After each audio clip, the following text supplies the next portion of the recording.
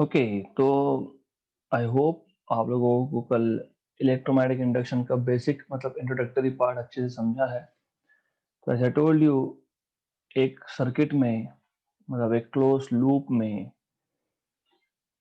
To have induced current without any external source of EMF, बिना कोई battery लगाए अगर हमको करंट चाहिए तो there has to be relative motion between coil and the magnet, या फिर between two coils and one of the coil is carrying current basically, right? मतलब वेरिंग करंट होगा जैसे हमने कल देखा था।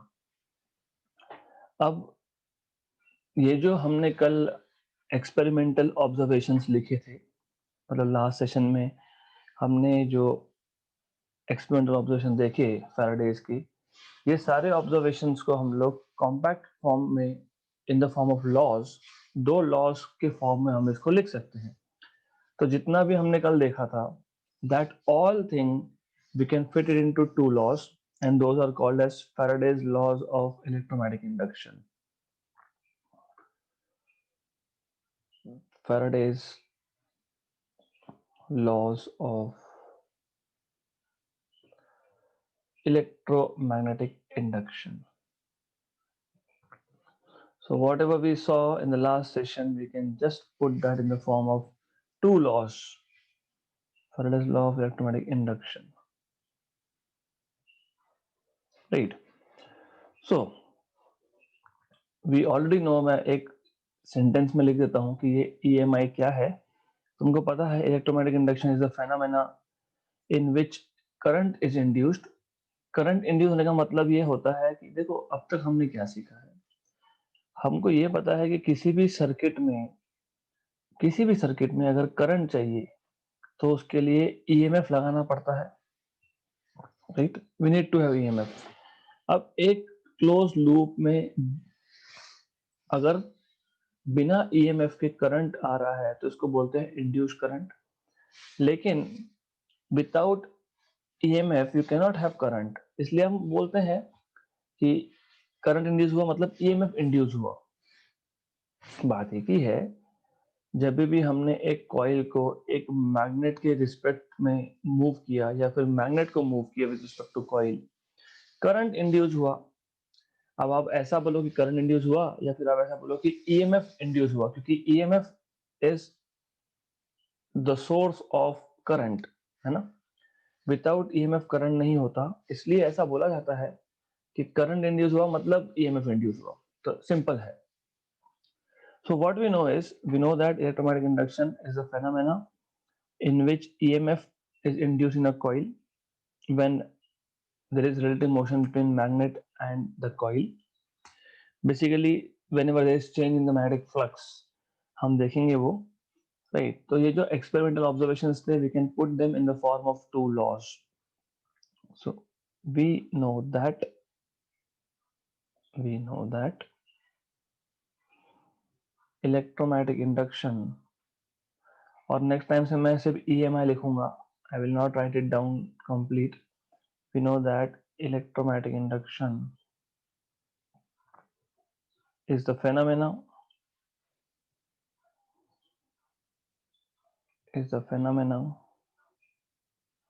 in which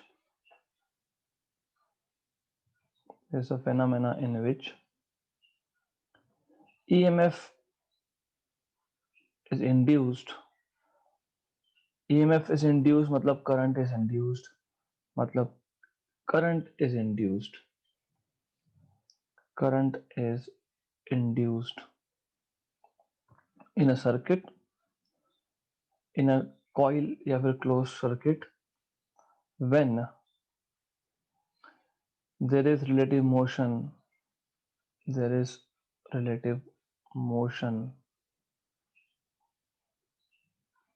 between the coil and the magnet, between the coil and the magnet, या फिर मैं इसको बोल सकता हूँ there is change in flux, there is change in magnetic flux linked with the coil, magnetic flux linked with the coil.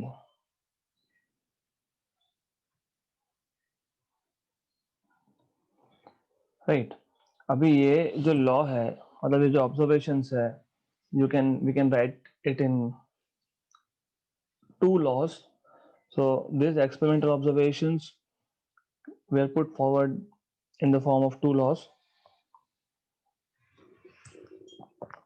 So the experimental observations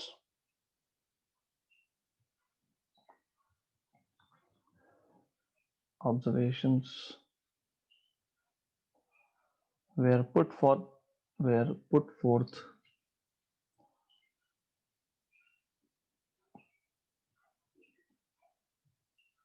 in the form of laws of electromagnetic induction, laws of electromagnetic induction by Faraday. Okay, so easy. So let's see what are Faraday's laws. उसमें हम देखेंगे Faraday's laws और उसमें हम देखेंगे first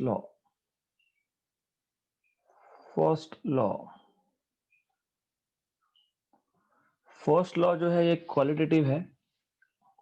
qualitative मतलब आपको सिर्फ बताता है कि क्या होगा.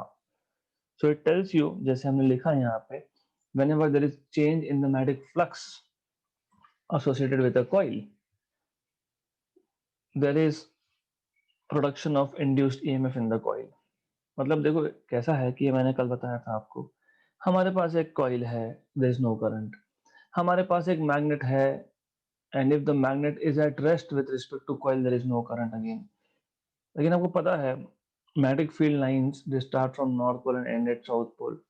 तो किसी भी मैग्नेट में magnetic field lines associated होंगी something like this, है ना. तो जैसे ही मैंने मैग्नेट को मूव किया with respect to the coil क्या हुआ. As I am moving, you see, let me move. As I am moving this magnet with respect to coil, देखो ये जो मैग्नेटिक फील्ड लाइंस है they start interacting with the coil, है ना. So this magnetic field lines मतलब flux क्या होता है. फ्लक्स का डेफिनेशन पता होना चाहिए. Number of field lines crossing that area normal to it. जैसे इलेक्ट्रिक फ्लक्स था number of electric field lines passing through a given area normally, वैसे ही number of magnetic field lines passing through that area normally is magnetic flux. तो जैसा ही हमने magnet को coil के पास लाया या फिर कॉइल को मैग्नेट से पास या दूर लाया, if I am moving relative if I am moving this coil and magnet related to each other, there is change in the flux linked with the coil. coil के साथ जितना flux associated है वो change होगा and that is the reason that there is induced EMF. So this is first law. So first law tells you what? Whenever there is a change, whenever there is a change in the magnetic flux,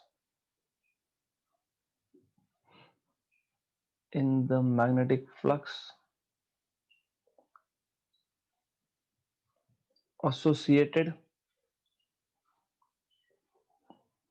with a coil,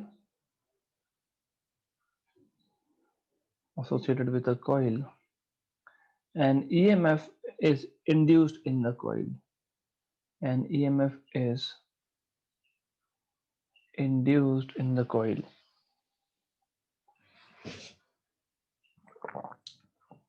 Right, simple सा law है ये. So this is qualitative in nature. So this law is qualitative. मतलब ये आपको सिर्फ बताता है कि क्या हो रहा है. क्वांटिटी पता है क्या, ऐसे पता है कि कितना EMF इंड्यूस हुआ, पता है क्या नहीं, कितना करंट इंड्यूस हुआ पता है क्या नहीं. इसलिए दिस लॉ इज क्वालिटेटिव. तो आपको सिर्फ ये बताएगा कि क्या होने वाला है, कितना होने वाला है, that is second law. So Faraday's second law.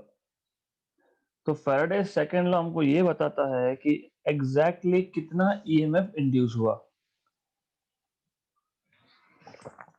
तो मैं वापस रिपीट कर रहा हूं, जब भी हमने लास्ट सेशन में देखा, क्या देखा हमने लास्ट सेशन में, जब भी एक कॉइल जिसमें करंट नहीं है, जिसके साथ कोई बैटरी कनेक्टेड नहीं है, हमने जब उस कॉइल को with respect to magnet move किया या फिर मैग्नेट को with respect to coil move किया, तो करंट इंड्यूस होता है।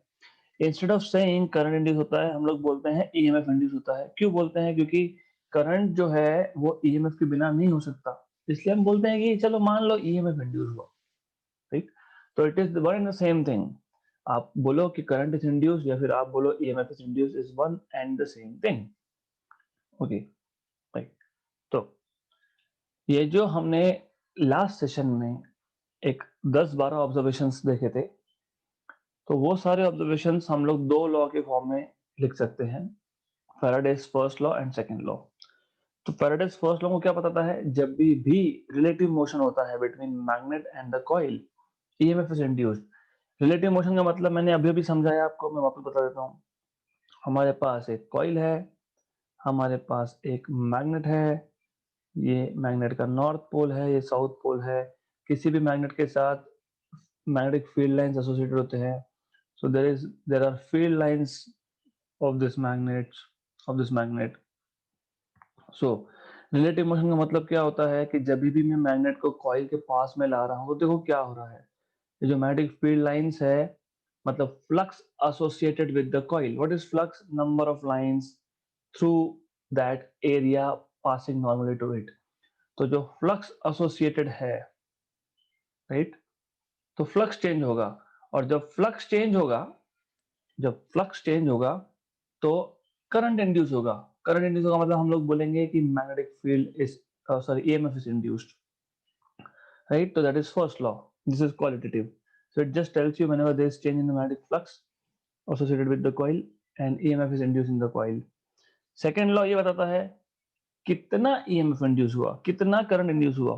तो सिंपल है, सेकेंड लॉ को बोलता है that the EMF induced is proportional to rate of change of flux with the coil.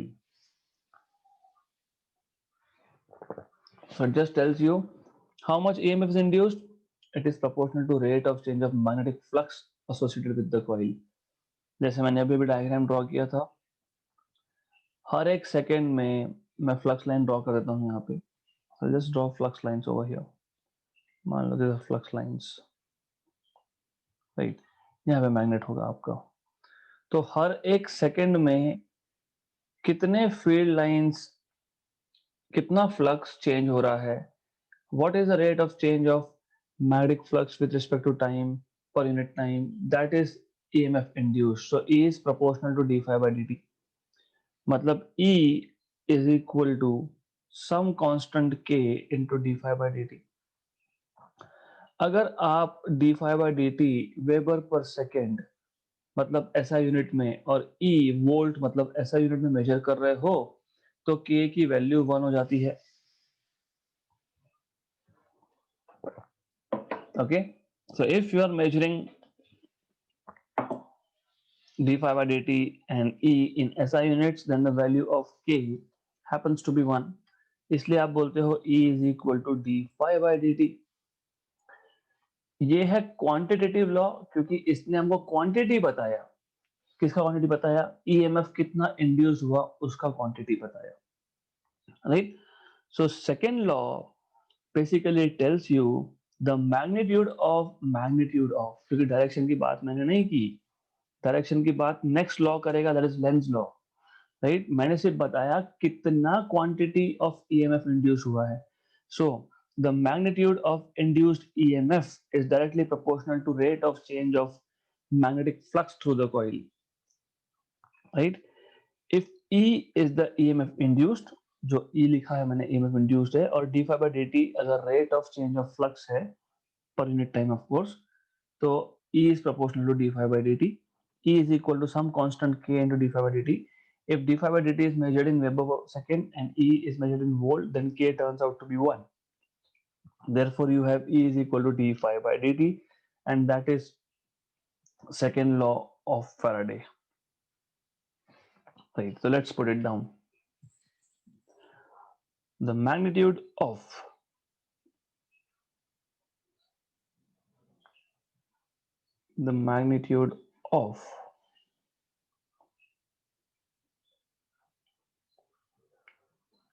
induced EMF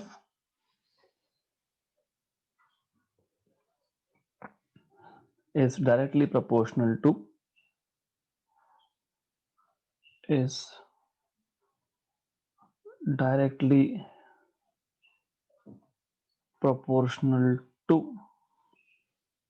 the rate of change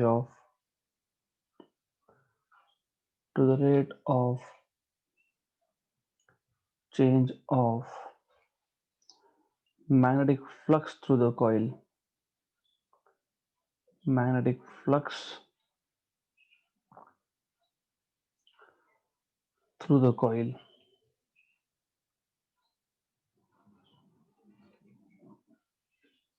If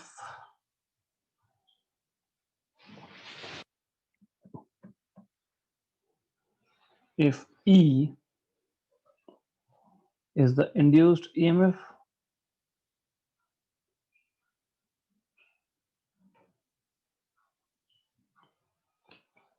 and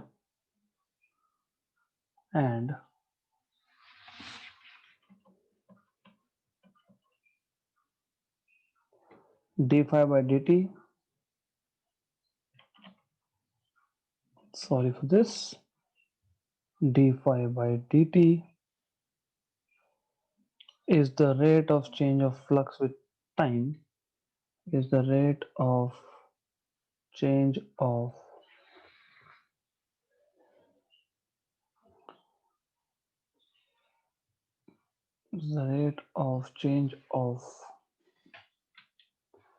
flux with time,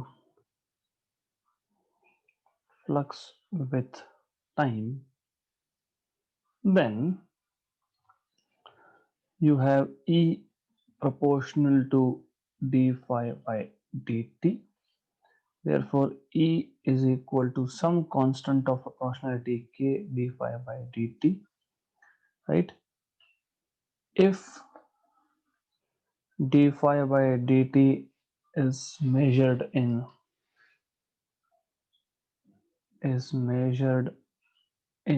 SI units, in Weber per second,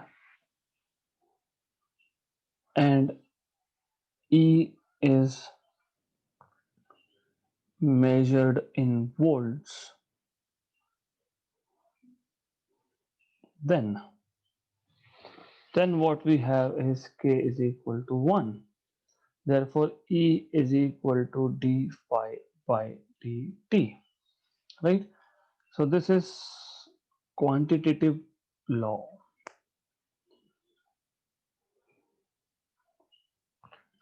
Because it tells you how much is the quantity of induced EMF.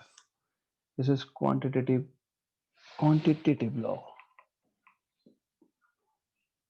ये आपको बताता है कितना quantity of EMF induce हुआ.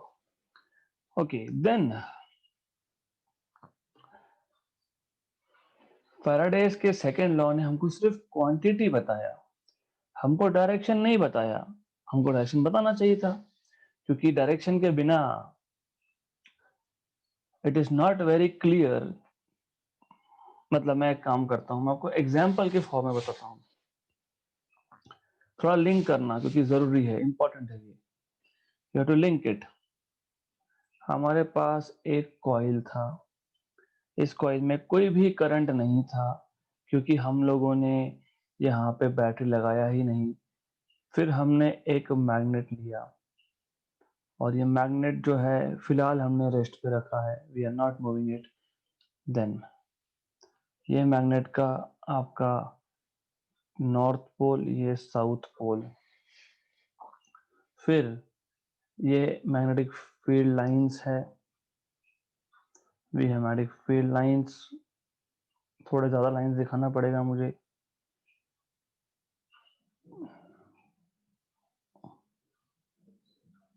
Something like this. Okay, right. अब हुआ क्या कि एज आई मूव दिस, तो flux is changing, flux associated with the coil and I assume कि आपको पता है फ्लक्स का मतलब क्या होता है। नहीं पता है तो पहले मैं वो बता देता हूँ, फिर हम इस पे आएंगे। देखो एक सिंपल सी चीज है, मेरे पास अगर एक कॉइल है, इसका कुछ एरिया होगा ds, इस कॉइल का एरिया होगा जैसे पाई आर स्क्वायर, वैसे एरिया होगा कुछ, राइट। जरूरी नहीं है कि सर्कुलर कॉइल हो, I can take square, I can take rectangular. Area में, एरिया का शेप मैं जैसा चाहूँ मैं वैसा ले सकता हूँ। I can take a square area, I can take a circular area, I can take a rectangular area, मेरे ऊपर है ये। तो आइडिया इज, ये जो एरिया है ds, इसका डायरेक्शन, यस डायरेक्शन, एरिया आप बोलते हो कि area is scalar quantity, yes, लेकिन अगर मैं उस एरिया पे नॉर्मल ड्रॉ करता हूँ, परपेंडिकुलर ड्रॉ करता हूँ, तो वो मुझे देता है एरिया का direction. So normal to the area gives the direction of that area ds bar. अब मान लो मेरे पास मैग्नेटिक फील्ड लाइंस है, हमने ये इलेक्ट्रिक फील्ड के लिए ऑलरेडी मैंने बता के रखा है, लेकिन still I am repeating it so that you understand it very well. हमारे पास ये मैग्नेटिक फील्ड लाइंस है मान लो, राइट। मैं फिलहाल एक ही लाइन दिखा रहा हूँ, there are many many lines, चाहिए तो मैं थोड़े और बता देता हूँ, like this. So magnetic field is going like this, okay, magnetic field is going like this, right. अब by definition of flux, flux के डेफिनेशन के अकॉर्डिंग, फ्लक्स मतलब how many lines are passing through this area. ये जो area लिया है मैंने, circular area लिया है, उसमें से कितने लाइंस पास हो रहे हैं perpendicular to the area. Perpendicular मतलब लाइन जो है वो ऐसा जाना चाहिए था, परपेंडिकुलरली जाना चाहिए था, लेकिन परपेंडिकुलर तो जा नहीं रहा, एंगल है यहाँ पे थीटा। तो फिर मैं क्या देखूंगा, मैं देखूंगा what is the component of B bar in the direction of ds bar, मतलब projection of B bar along ds bar. तो ये आता है आपका B D S cos theta. क्यों ऐसा? क्योंकि ये जो कंपोनेंट है यहाँ पे, प्रोजेक्शन है, शैडो है किसका, बी बार का ds बार पे, ये प्रोजेक्शन क्या आता है, बी कॉस थीटा।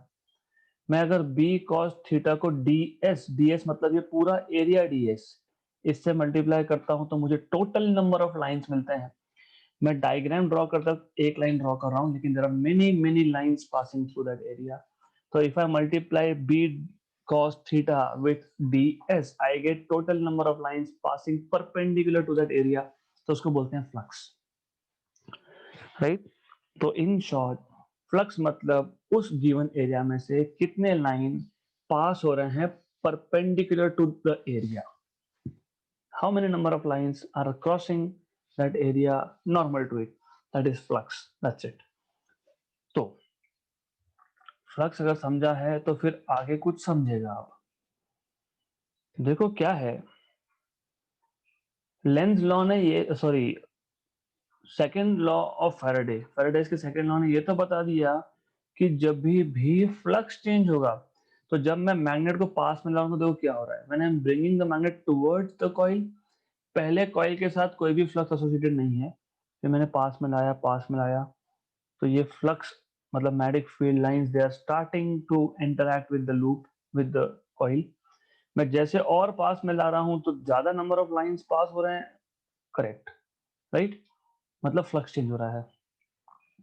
जैसे ही फ्लक्स चेंज हुआ, the moment there is change in flux, there is a current induced in the coil, तो करंट इंड्यूस हुआ। अब करंट का डायरेक्शन ऐसा होगा, क्योंकि आपको पता है magnetic fields due to electric current, जहां पे भी करंट होता है, मूविंग चार्जेस होते हैं, दे प्रोड्यूस मैग्नेटिक फील्ड। तो हुआ क्या, हमने मैग्नेट को मूव किया, मतलब फ्लक्स चेंज हुआ, फ्लक्स ने क्या किया, करंट इंड्यूस किया, लेकिन करंट, करंट ये वर्ड आया मतलब ये जो सर्कुलेटिंग करंट आया वो खुद का मैग्नेटिक फील्ड इंड्यूस करेगा। थोड़ा सा लिंक करो, यू आर मूविंग मैग्नेट मतलब you are changing flux associated with the coil, जैसे ही फ्लक्स चेंज हुआ तो करंट इंड्यूस हुआ, लेकिन करंट इंड्यूस हुआ मतलब मैग्नेटिक फील्ड जनरेट होगा, मतलब ये जो लूप है, ये जो कॉइल है, इसका खुद का मैग्नेटिक फील्ड जनरेट होगा और ये मैग्नेटिक फील्ड ऐसा जनरेट होगा कि ये जो मैग्नेट का मैग्नेटिक फील्ड है उसको वो अपोज करेगा। मतलब अपोज कब होता है? Like poles repel each other, मतलब नॉर्थ पोल और नॉर्थ पोल रिपेल करेगा। और आपको ये भी पता होना चाहिए, ये तो पता होना ही चाहिए, any current carrying loop behaves as magnetic dipole. इसलिए हमने डाइपोल मोमेंट निकाला था लास्ट चैप्टर में। किसी भी करंट लूप को आप मैग्नेटिक डाइपोल बोल, इसलिए तो बोला था ना dipole moment M M M बार बार बोल रहा था मैं। तो किसी भी कोई भी करंट कैरिंग लूप हो अगर, तो it behaves as magnetic dipole. मतलब दो पोल होंगे, एक नॉर्थ पोल होगा, एक साउथ पोल होगा। अगर मैं लेफ्ट टू राइट देख रहा हूं तो मुझे करंट दिखता है एंटी क्लॉकवाइज। तो ये 11th का पार्ट है अब। तो ये जो साइड है it acts as north pole, correct, right. मतलब क्या हुआ, ये जो करंट यहाँ पे इंड्यूस हुआ है, इस करंट की वजह से जो मैग्नेटिक फील्ड होगा वो मैग्नेटिक फील्ड का जो नॉर्थ पोल होगा वो मैग्नेट के नॉर्थ पोल को फेस करेगा। लिंक इट, बहुत जरूरी है ये, it is extremely important. Okay, the motion of magnet towards the coil induced a current.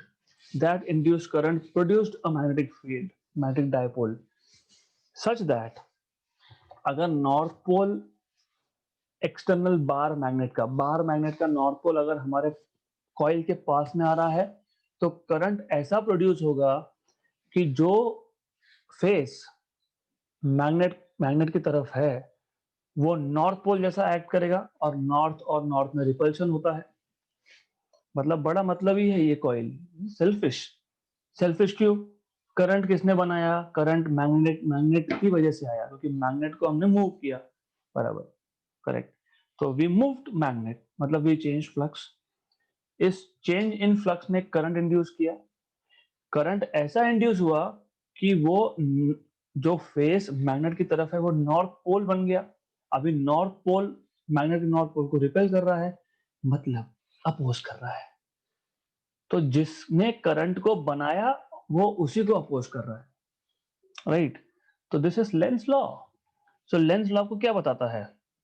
Lens law ये बताता है the direction of induced EMF और current in the coil is such that it opposes the change producing it। क्योंकि जितना bar magnet पास में जाएगा, जितना ज्यादा ये बार मैग्नेट पास में जाएगा उतना ज्यादा मैग्नेटिक फील्ड प्रोड्यूस होगा। लेकिन लेकिन कॉइल ने ऐसा मैग्नेटिक फील्ड जनरेट कर दिया जो एक्सटर्नल मैग्नेटिक फील्ड को अपोजिट हो। तो जो उसको बना रहा है उसी को वो अपोज कर रहा है, right. That is how you need to remember. इसलिए मैं बोलता हूँ सेल्फिश क्यों? अरे बेचारा मैग्नेट तो हेल्प कर रहा था करंट इंड्यूस करने में, फिर करंट बोलता है नहीं नहीं stop it there, don't come near me. Good. अब इसका उल्टा भी ट्रू है। उल्टा ट्रू है मतलब क्या?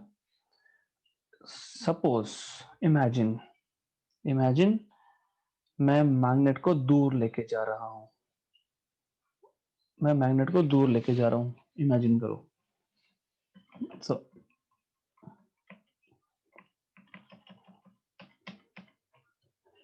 अब मैं अगर मैग्नेट को दूर लेके जा रहा हूं तो फ्लक्स कम हो रहा है। जब मैग्नेट को पास में ले जाएंगे तो फ्लक्स बढ़ेगा। मैग्नेट को दूर ले जा रहा हूं तो फ्लक्स कम हो रहा है। फ्लक्स कम हो रहा है लेकिन फ्लक्स चेंज तो हो ही रहा है। अब जो करंट प्रोड्यूस होगा ये क्लॉकवाइज डायरेक्शन में होगा, राइट। और क्लॉकवाइज डायरेक्शन में होगा मतलब ये साउथ पोल बन जाएगा अब, राइट। मतलब साउथ पोल और नॉर्थ पोल अट्रैक्ट करेंगे। मतलब जब मैग्नेट पास में आ रहा था तो पास में नहीं आने देगा, क्योंकि north and north will repel.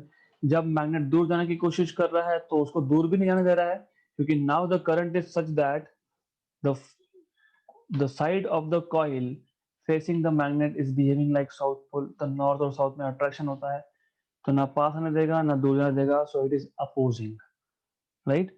So this is how you can understand.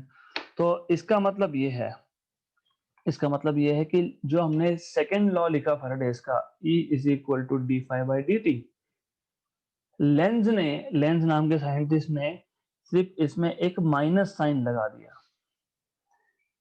और इसका मतलब ये हुआ, नेगेटिव साइन का मतलब ये हुआ that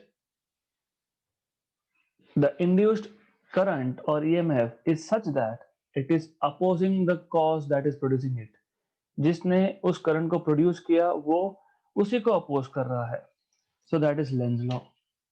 so interesting, this is Lenz law.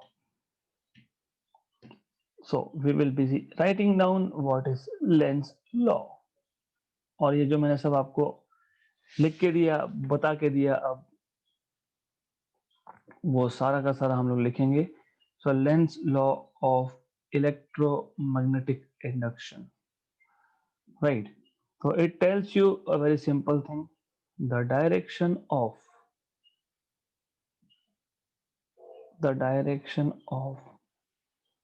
induced EMF, the direction of induced EMF or current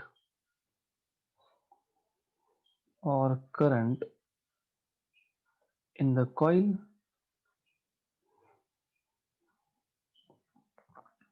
is such as to oppose the change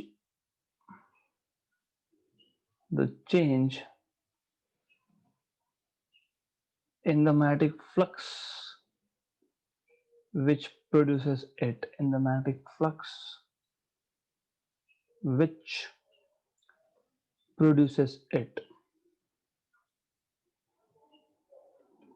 right?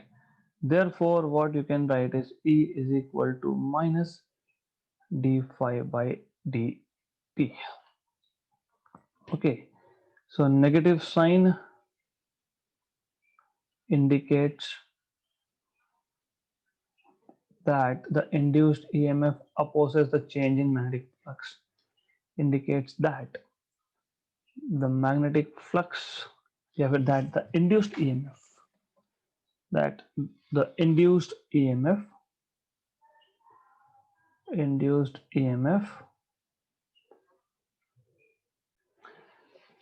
such that the induced EMF changes, opposes, basically it is a better word, opposes the change in the magnetic flux,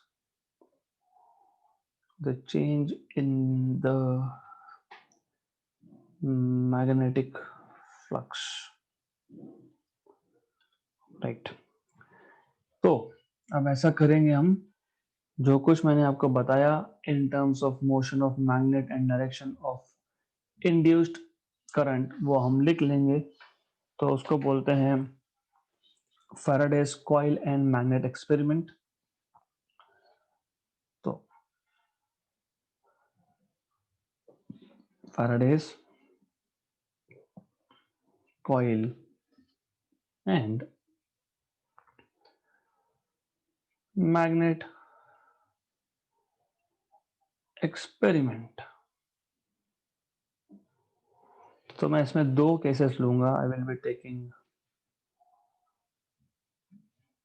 we have a coil, मान लो,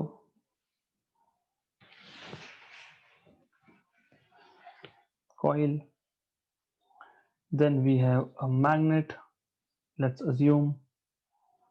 मैं यहाँ पे magnetic field lines नहीं बताने वाला हूँ because मैंने आपको ऑलरेडी एक्सप्लेन कर दिया, so I am not going to draw field lines over again. So let's say this is north pole of magnet, this is south pole of magnet, north pole of magnet, south pole of magnet। जब मैंने magnet को towards move किया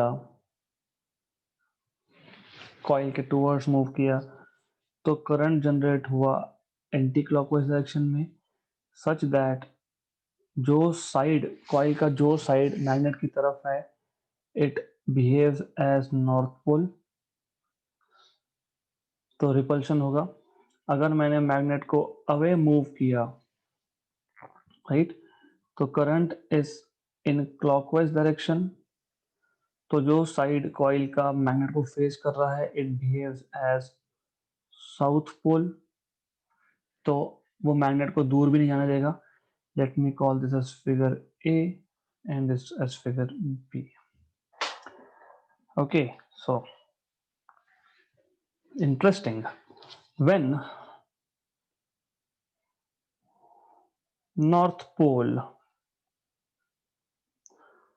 of the magnet is moved towards the coil, the magnetic flux in the coil increases। मतलब case number 1 a figure, the magnetic flux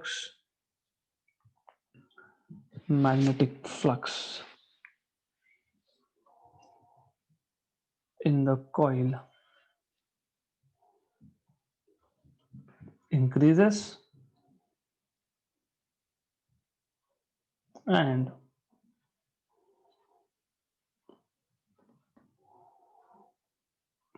the current is induced in the coil, is induced in the coil. This current carrying this current carrying coil acts as a magnetic dipole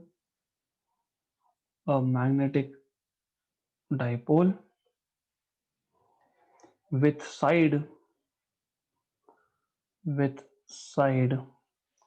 pointing towards the magnet, pointing towards the magnet,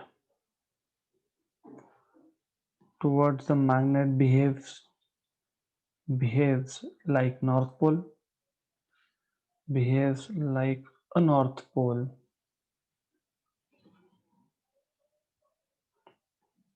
and tries to oppose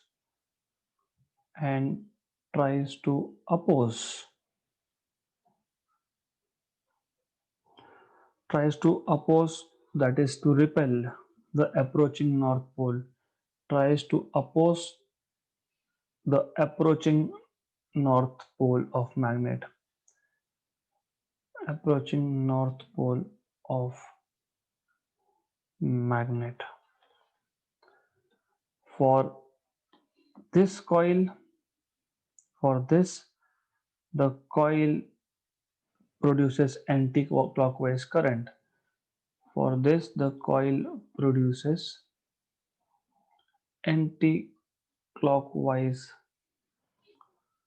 current as shown in figure A.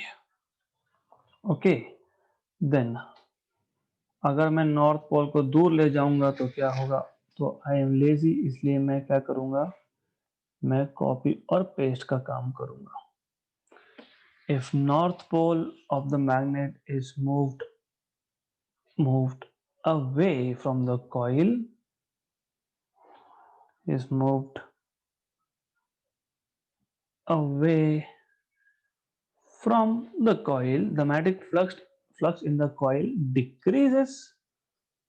so magnetic flux जो है वो decrease होगा, magnetic flux in the coil decreases and the current is induced in the coil। this current carrying coil acts as a, तो अभी ये copy paste करके next page पे इसमें चेंजेस कर देंगे। It's good to be lazy, क्योंकि काम फटाफट होता है फिर। Good. So as a magnetic dipole, just a minute, oops, ये गड़बड़ वाला काम हो गया। कभी कभी काम बढ़ भी जाता है if you're being lazy। anyways, कोई बात नहीं। acts as a magnetic dipole with side pointing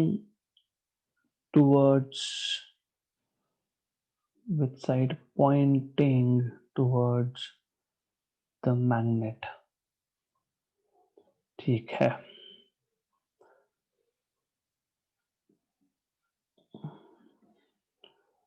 with side pointing towards the magnet behaves